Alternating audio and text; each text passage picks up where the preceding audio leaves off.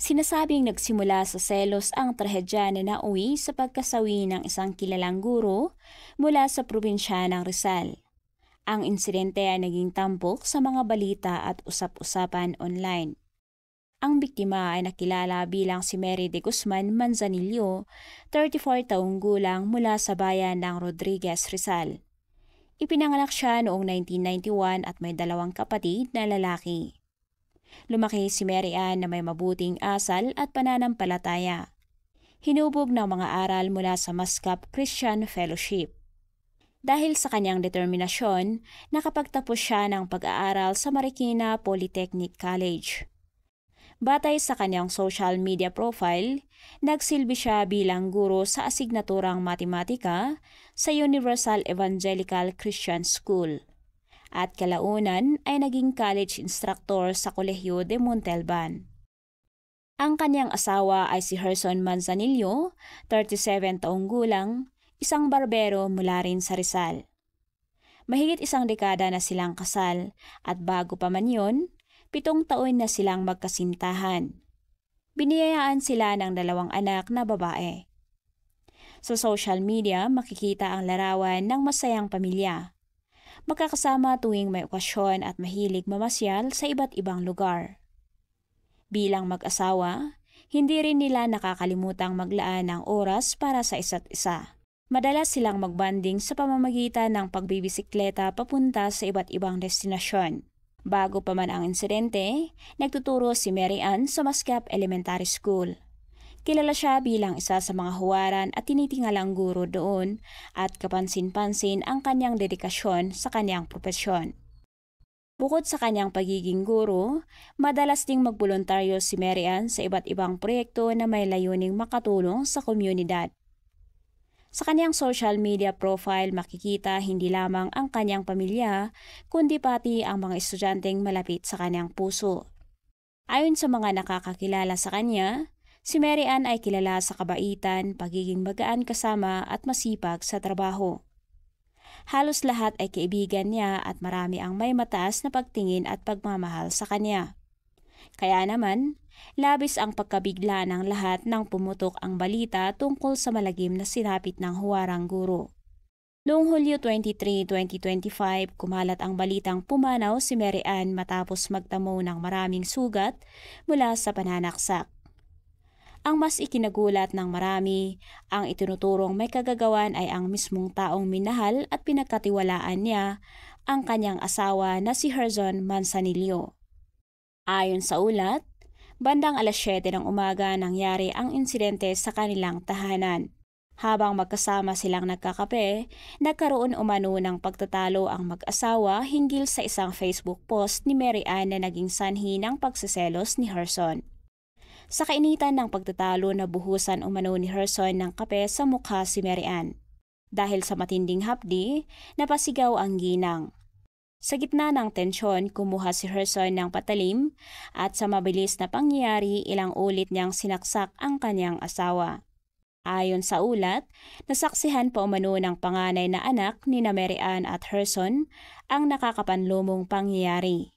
Matapos ang insidente, mabilis nang tumakas si Herson. Agad namang isinugod si Mary Ann sa San Mateo Medical Center. Ngunit binawian siya ng buhay habang tinatangkang iligtas ng mga doktor. Halos gumuho ang mundo ng pamilya ni Mary Ann nang mabalitaan ang nangyari. Iginiit nilang walang sino man ang nararapat na makaranas ng ganoong sinapit, lalo na si Mary Ann na kilala sa kabutihan at malasakit sa iba. Sa isinagawang investigasyon ng pulisya, natagpuan sa bahay ang patalim na ginamit sa krimen. Ilang kaanak ni Mary Ann ang agad na nagbahagi ng impormasyon sa social media. Ipinabatid ang naganap at nananawagan sa publiko na magbigay ng anumang detalye kung nasaan si Herson. Bumuhos ang pagkikiramay sa social media account ng biktima. Mula sa mga kaibigan, kakilala at dating estudyante na hindi matanggap ang sinapit ng isang mabuting guro na walang kalaban-laban. Marami ang nagbahagi ng magagandang alaala kasama si Mary Ann na kilala sa pagiging masigasig, may malasakit at may mabuting puso. Noong Hulyo 25, 2025, inilabas ang balitang nasa kustodiya ng mga otoridad si Herson. Sa inisyal na investigasyon ng PNP, umamin ang suspek na siya ang pumatay sa kanyang asawa. Lumabas din na dati nang may reklamo si Mary Ann laban kay Herson kaugnay ng pananakit sa kanilang mga anak. Matapos magkaroon ng kasunduan, pansamantalang lumayo si Herson sa kanyang mag-iina. Ngunit kamakailan lamang, bumalik siya sa kanilang tahanan. Simula noon, hindi na muling nagsama sa iisang silid sina Mary Ann at Herson. Hanggang sa tuluyang mauwi sa trahedya ang kanilang pagsasama.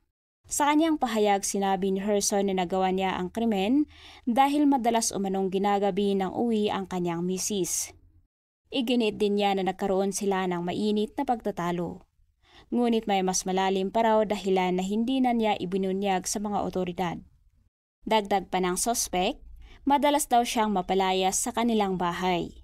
Giit niya, hindi niya karaniwang sinasaktan si Mary Ann at iyon umano ang unang pagkakataon na nakapanakit siya na nauwi pa sa pagkamatay ng kanyang asawa. Subalit ayon sa mga kaanak at pinsan ng biktima, hindi totoo ang mga sinasabi ni Herson. Anila, hindi ginagabi ng uwi si Mary Ann at ang tanging iniintindi nito ay ang kanyang trabaho at mga anak. Hindi rin tinukoy ni Herson sa mga pulis kung ano ang eksaktong pos na umano'y naging ugat ng kanyang pagsiselos. Gayunpaman, sinabi niyang pinagsisisihan niya ang kanyang nagawa. Sa huli, kinasuhan siya ng parricide at kasalukuyang nakakulong. Sa social media, umani ng iba't ibang reaksyon ang kaso. May mga netizen na naniniwalang dapat ibalik sa bansa ang parusang kamatayan para sa mga krimeng kagaya ng nangyari kay Mary Ann. Samantala, may ilan namang nagsusulong na gawing legal ang disborsyo sa Pilipinas. Upang kung hindi na maayos ang relasyon ng mag-asawa, mas mabuting maghiwalay na lamang bago pa mauwi sa trahedya ang sitwasyon. Noong August 2, 2025, inihatid si Mary Ann sa kanyang huling hantungan. Kapag napatunayan sa korte na guilty si Herson, maaari siyang patawan ng habang buhay na pagkakakulong dahil sa pagkamatay ng kanyang asawa. Kung ikaw ang tatanungin, pabor ka ba na ibalik ang death penalty sa ating bansa? At sang-ayon ka rin ba na gawing legal ang disborsyo para maiwasan ang mga ganitong pangyayari? Maraming salamat sa inyong panunood at palagi po tayong mag-iingat.